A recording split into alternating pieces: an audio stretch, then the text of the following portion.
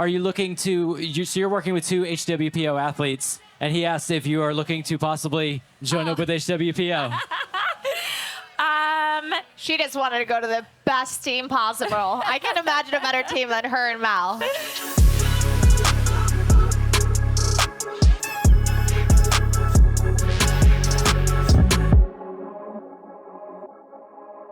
So on the stage, ladies and gentlemen, I want you to give a warm Wodapalooza welcome to the daughters, Katrin Davis' daughter, Annie Thor's daughter. The stage is yours. We're going to do a nice little Q&A with them. And so be thinking about your questions because we're going to get into it and we're going to run around with the microphone, but we're going to turn it over to the ladies. One quicker. Oh, in Icelandic. I was like, I turned mine on. Like, did you turn on the microphone? Hey, guys. Thank you so much for being here. So we recently started a podcast, and this is going to be our first live one that we have ever done, which we're really excited about. Yeah, taking like some Q&As. It won't be that long, but we've been also letting people just ask us questions, what they want to hear more about. And we thought it would be fun actually just to only let you guys control this podcast piece. So yeah, excited. We just got into Miami like 2 days ago. To get some sun. Both of us came from Iceland, so Yes. we were both like, this heat. Loving this. I'm very excited. We'll be competing on a team together tomorrow with Mal. So this is a warm-up. Get us fired up for going tomorrow. So yeah, I think we'll just bring it right to you guys. What do you want to know? We're an open book. We literally, that's one of the things that I've always been very honest with everything that I say and tend to maybe I should have a bigger filter, but after we... I love that about you. It just comes right out. After we started our podcast, I was like, you know what? People don't want to hear you just being super diplomatic, keeping things back. You need to be able to speak your mind. And then I'm open to hearing. I'm also totally open to letting other people try to change my mind on things. I love hearing different perspectives on things. Open discussions. I love open discussions and debates. So yeah, we're not going to debate on this one though. So yes, anyone have anything to get us started? Who wants to be the first one? I love it. Hold on. Have you ever dated the same guy? We have absolutely not dated the same guy. No. Iceland is small, but we are careful. And we actually both went outside of Iceland. Yes. I have a Canadian boyfriend, and she has a Danish one. Very, very international. Next one. We have one down there. Hi. Oh, sorry. Hi. Guys. So I've always wondered, I mean, you guys obviously have had incredible success. Incredible success, but then also like you go through difficult times in your careers and trainings and, you know, thinking about just from a normal CrossFitter perspective, right? You have amazing days, you have difficult days, and it's hard to kind of manage through that. And for you guys, that's like multiplied by 1,000, right? Like huge wins. And then, you know, I mean, obviously you're on this huge stage and we're all watching you and it can be really difficult. Like, how do you like mentally manage that? And like, how do you manage that through your workouts? Like, what's your process of kind of the ups and downs? Well, I think we might have the same, we might have different, but like for me at least, I know at least we've always been in this together. So I always have somebody else who's also been at the top of the sport. I know what she's going through too. And both of us have incredible times and both of us have incredibly challenging times. We've had injuries. We've had times where it's more mentally challenging. And I think what I always remind myself is that we're all going through those times. It's very ignorant and unrealistic to expect that. I know even on social, my competitors aren't going to be posting their tough days, their bad lifts, their misses, but to know that they have those days too. And like, for me, I never want to give in to those days. I know they're going to come, and it's easy for everyone to push on good days. When I'm feeling great, when I'm motivated, when my body's feeling good, when I slept great, when I'm just in like an upswing, yes, it's easy to push hard, to give it 100%. And then on those bad days, those are the ones that I feel like count double. those are the ones that I don't want to give into and I don't want to allow myself to sink into. So even if my 100% that day is 70% of a day that I feel amazing, I want to make sure that I still give that 100% and always practice giving whatever I have to whatever I'm doing. So it's always my best effort no matter what. And literally the bad days count double. Those are the ones where other people don't want to push and other people might give in. And I want to make sure that I don't give in to those days. Yeah, I think it's very similar for me, and that's where it comes in. I don't train a lot by myself. I might be doing like not always the same thing as other people at the gym, but I have training partners, and I feel like I'm so fortunate. I'm surrounded by positive training partners. Even if I'm having maybe a rough day, we can pull each other up by being surrounded by good, like-minded people. And usually my toughest days is when my body is aching or something is hurting or my daughter woke up very early or had a rough night or something. I'm like, okay, I need to be smart with my training. And on those days, I make sure that I do something that I will be successful in as well. Then I might do more machine work where just like my mind needs to just go and I can be proud of my effort. And then I might lower my weights and work more in technical things. But I look at each training day as I need to get the most out of my session. Limited time, limited amount of energy, get the most out of everything that I do.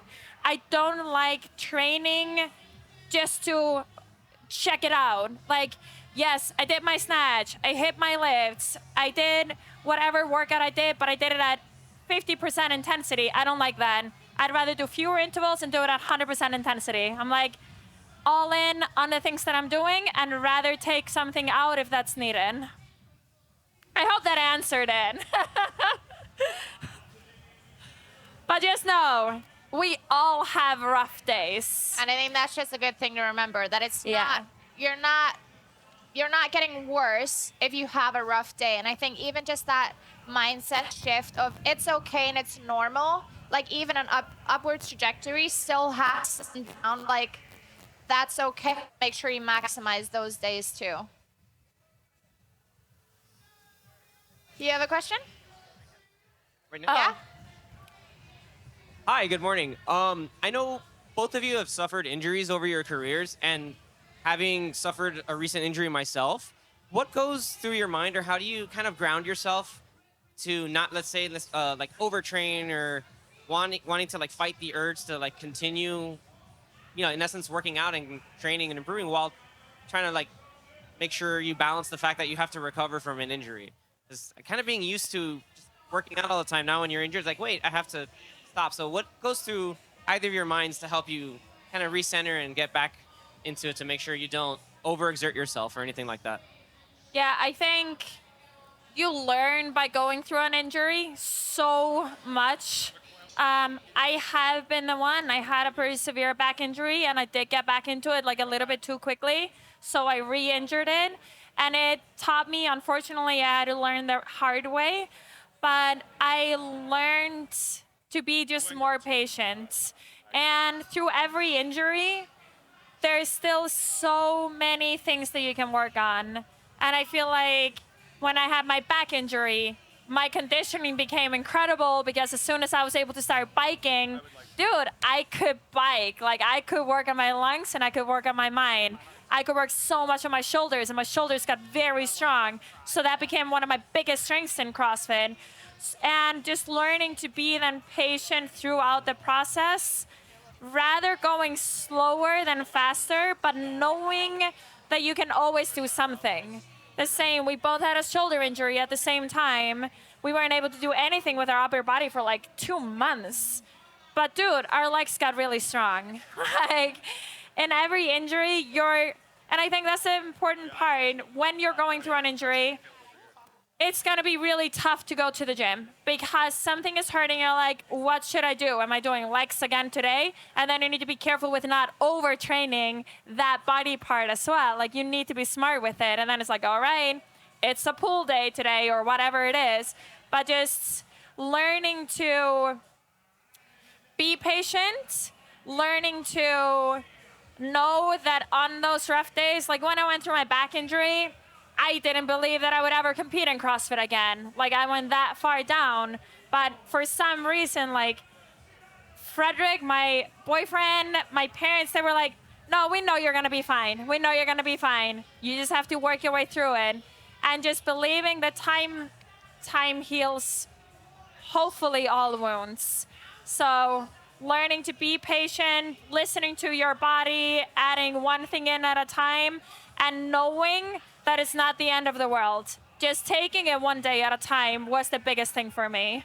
Yeah.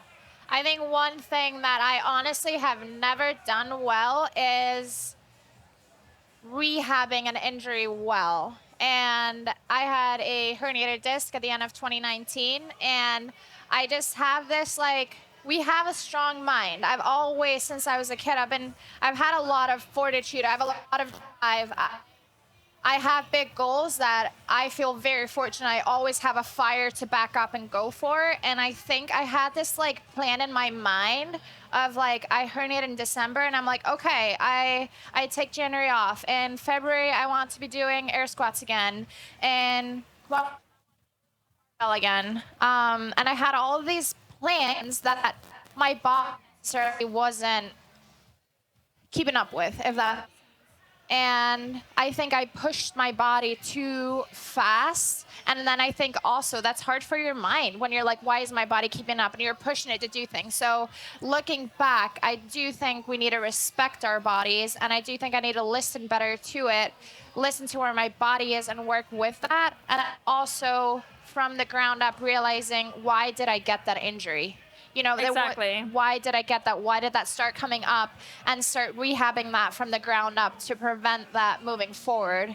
But then that's also so true. And I'm just going to echo what Annie said, that in every hardship, there is an opportunity. And especially in our sport, like, it's not like we have one thing that we're trying to get good at. We have everything that we're trying to get good at. So when it goes wrong, there are 1,000 other things that we can continue to work on, and I think that's what eases up some injuries or like injured times that we've had, that we can always show up, we can always work on something, and I always convince myself that there's something that I got better at today. And that's all we can do. So it might not be maximum, it might not be exactly the plan that you wished for, but as long as you continue building those bricks, making sure that you can walk out and know that I got better at something today, that's a win. I also think it's important to know, we're almost done answering your question, but what I think is so important for everyone, my parents, my brother, like when they've had their injuries, I truly believe you're going to recover slower if you don't exercise. Yeah. So movement heals. Yes, exactly. You still need to move. You're still gaining from easy biking. You're still gaining from lunges or step-ups with no weight or assisted or whatever it is. It will increase the blood flow. It will help your mind. It will get your body in that rhythm of wanting to heal itself up. Otherwise, so many other things can go wrong and you get stiff and uncomfortable. And you'll be proud of yourself for showing up. Yeah. Okay, Yes. next one. Hi. This is so cool. Okay, so Katrin, you were just talking about how you always have a lot of goals with what you're doing. You guys are both multi-time champions of the CrossFit Games. Annie, you're a mother now. You've written a children's book together. You guys are working together professionally. What's like the #1 bucket list in your immediate future for both of you? It can be anything, whether it's sport-driven or not. Wow, that is a great question. You're like, that's a simple question. No, man, that's not a simple question. That might be the biggest question we're getting asked this year. Yeah. I think for me, like sports specific, is I haven't had the past couple years, and I really want it for myself to give everything that I have. I want to fill my holes. I want to compete with the fire that I had, and that's something that I'm really searching for myself. It's not for anybody else. It's not to impress anyone. It's not to fulfill yeah, I want to be back on the podium, but that is a very uncontrollable goal. I allow that to pull me. I allow that to, on tough days, that's what I want. When things get tough, that's what I want, and I'm going to do the work, and I'm going to go as hard as I can. But it's an internal fulfillment in competing and competing to my standards and what I believe I'm capable of. And I still believe there's something in there that I haven't fulfilled, and that's very... It's like an uneasy feeling of feeling like I haven't done that. And I want that, and I want that for myself, what that feels like. And in life, we're so incredibly happy. Like, we have the greatest boyfriends. We have the greatest family. Like, I have the best friend in the entire universe. Like, I am so happy, and I want to give to them. I want to continue to building that. I want to continue expanding those relationships, to continue challenging myself and them. So I know it's a very broad answer, but I just believe that, like, the sport specific, that's for myself, and the rest is what life is about. And it's so incredible, and we wouldn't be doing this unless it was with each other, you know? Yeah, I agree. I think mine is maybe like a little bit different. I don't know exactly what I want, but I have kind of a naive answer maybe to this, but I, in some way, just want to try to give back. I want to change the world to the better, and I'm still trying to figure out exactly how. But the first step was with a children's book, trying to give back some of the lessons that I've learned and hopefully motivate young kids and make them not afraid to fail. I've failed multiple times in my life, and I think as grown-ups as well, the fear of failing, I want us to stop being afraid of it, because it's a process that we all need to go through to be successful. And I want to try to give back in more ways. I think my answer would be super long if I would go into exactly how, but we work together. I think we're working our way there.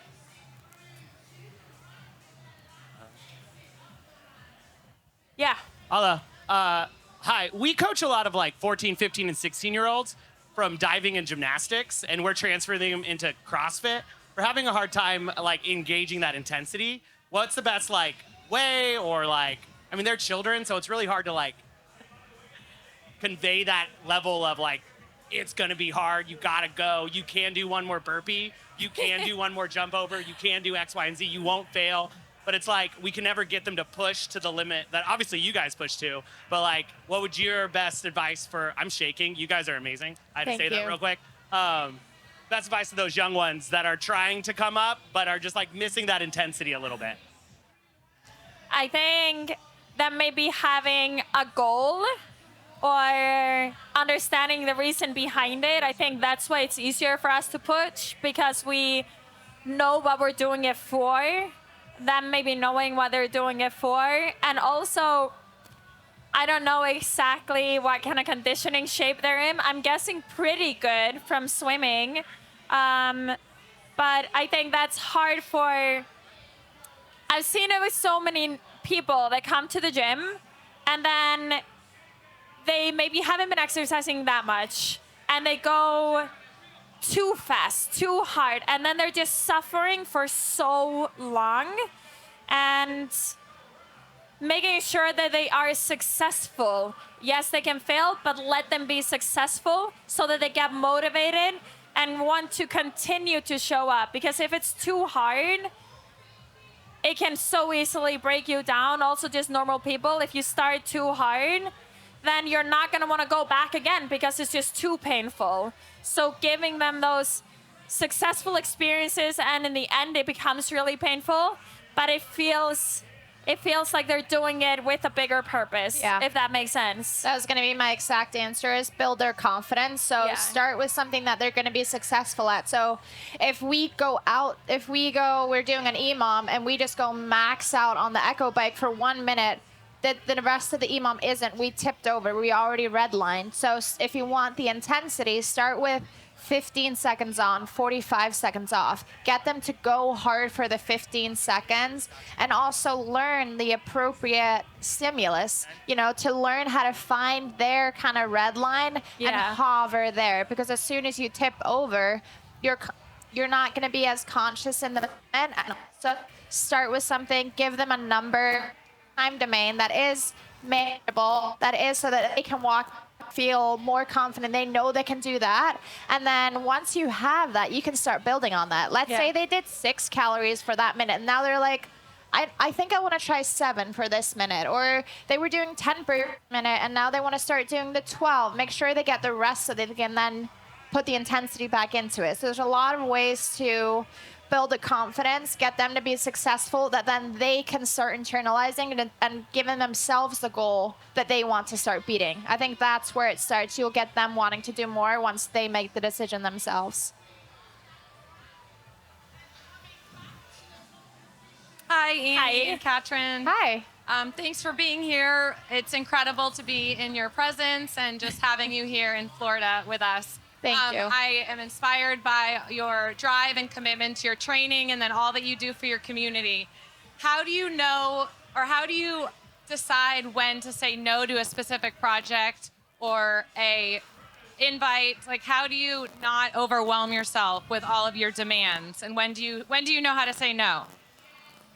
Well, that's something that I'm constantly learning. I think throughout the years, I've gotten a big picture, a big scope of what events do I want to compete, participating, what events do I want to make appearances at, when do I do photo shoots. I've gotten a lot better at knowing a yes or no for that. And the quick answer for that, if it's not a hell yes, it's a no.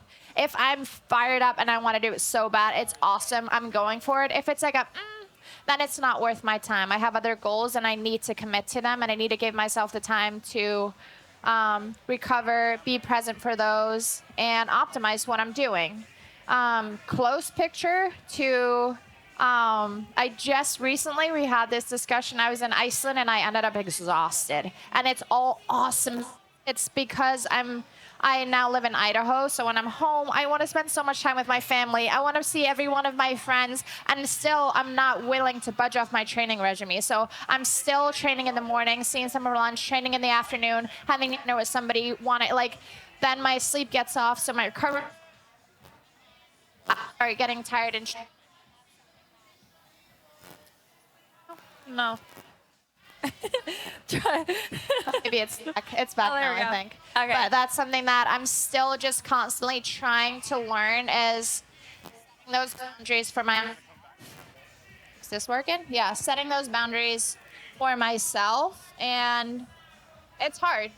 It is really hard, but I think knowing your priorities, knowing your goals, and knowing that the people closest to you, they support you. They want you to make those decisions for yourself.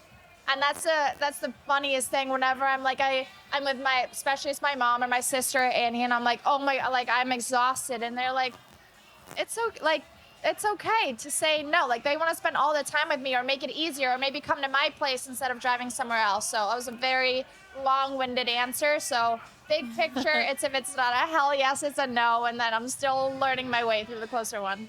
Yeah, same. I think I just had to learn that I'm not a bad person for saying no. And I think we all need to realize that if we say yes to too many things, we're also not going to be giving the same way. So knowing where my energy levels are at, I do like looking at, especially if it's an event, where can I give the most? Where can I make the biggest difference? And especially after I have my daughter, I try to be away as little as I can, so I prioritize her and time with her. But obviously, I just love seeing and being a part of the community. So I do try to go to the things that I can, as long as I have energy for it. Yeah. And I think something that I've also learned and realized is that if we're not taking care of ourselves, if we're not saying no when we really can't go, we're not going to be the best versions of ourselves. Yeah. We're not going to be able to show up in the way that we want to show up in our relationships, with our family, with our friends. So That's been a huge thing. All right, so we got time for like one or two more. And then, Yeah. so we got one right over here.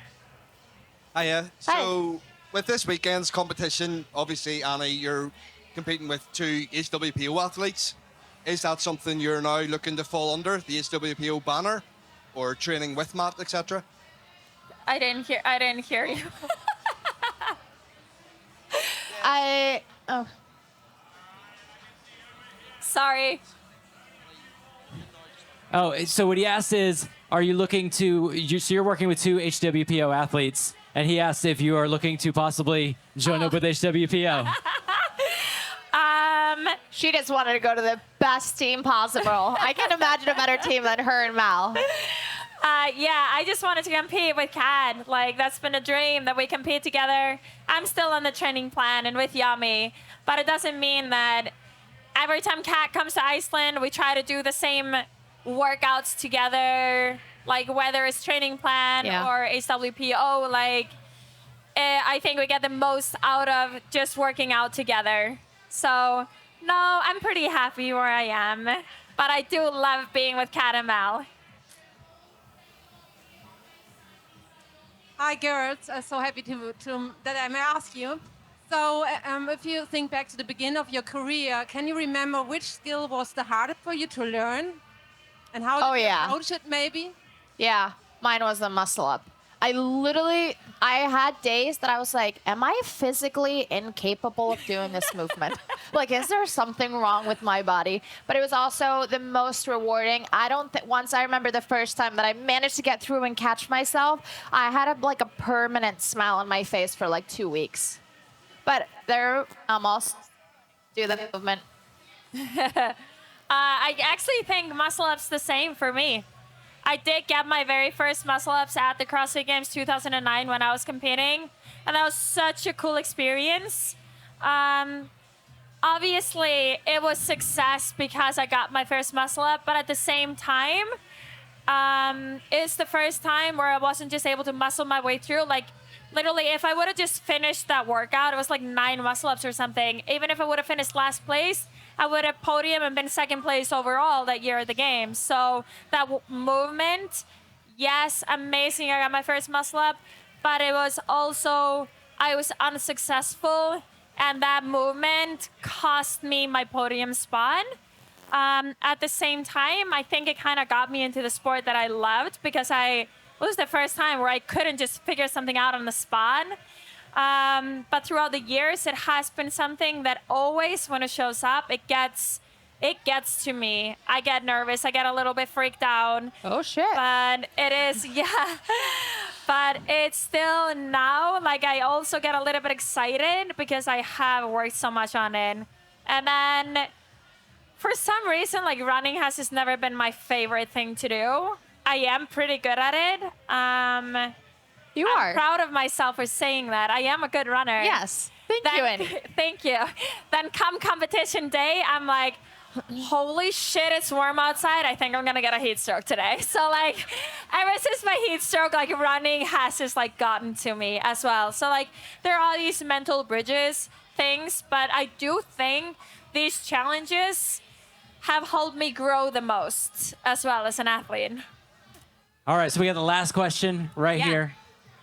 There. Hi, ladies. Hi. So my question is actually for my little boy, who's a little bit shy. Hi. Zachary has been doing CrossFit for 3 years, but he said sometimes he gets a little bit nervous before starting a workout.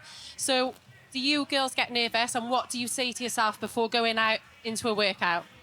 Every single time, even in training. Yes. I get nervous because I know what's about to come. I know it's going to be painful, whatever. But at the same time, I think also these nerves are excitement. Like, it's also like butterflies in my stomach. Like, even if it's like a brutal workout that's on the programming and I look at it, like, I'm thinking about it until I do it. But it's like excitement, nervous at the same time. And I've told myself, when I stop being nervous, I'm going to quit CrossFit. Yeah, it means you don't Like, care. It means that I care. It means that it's getting to affect me emotionally as well. And that's what I love about it. And I also have the biggest smile when I finish, even sometimes in the middle of that workout, because it is hard and I'm so proud of myself of what I'm doing. And that's why we're doing this. Yeah, I couldn't agree more. I feel like we work really hard in training, and I think the nerves are expectations that you put on yourself that you want to perform to the standard that you know you're capable of. And doing that does mean it's going to be really uncomfortable. You're going to have to, like, once it starts hurting, that's when you have to start digging. That's when you have to start challenging yourself and seeing what you're capable of. And so I try to remind myself of that I earned the right to be nervous. Exactly. And I think there's incitement in that. And I think those nerves can also, when you rise to your own challenge, it is so worth it. Sometimes nerves can actually hinder you, which is, that has also happened, that like with your running or with my muscle ups, that we have told ourselves that we have failed so many times or come up so many times that we're sure that we tell ourselves the story will happen again. And one of the greatest things, this is so basic and so simple, and I was getting really nervous for row workouts for some reason. I felt like I was always coming up short, and I was starting to like feel pressure and not breathing. And Matt Fraser, he was like, if you're pulling hard, if you're on the floor after the last interval, you're hitting the stimulus and you're getting better. And I think that's also a thing of like knowing what expectations we're putting on ourselves, knowing that as long as we're giving our best effort, and you can always do that. You can always do what you're capable of. You don't have to go faster than that person or that person, but as long as you, hell yeah, you can do that. And just so you know, I'm super nervous about tomorrow. Oh yeah. But I'm also like so freaking excited. Like, it's my body getting ready. All right. So thank you guys all for coming out and joining. Thank you guys. Thank you guys for coming out. This means so much to us. This was really fun. I could stay here for hours.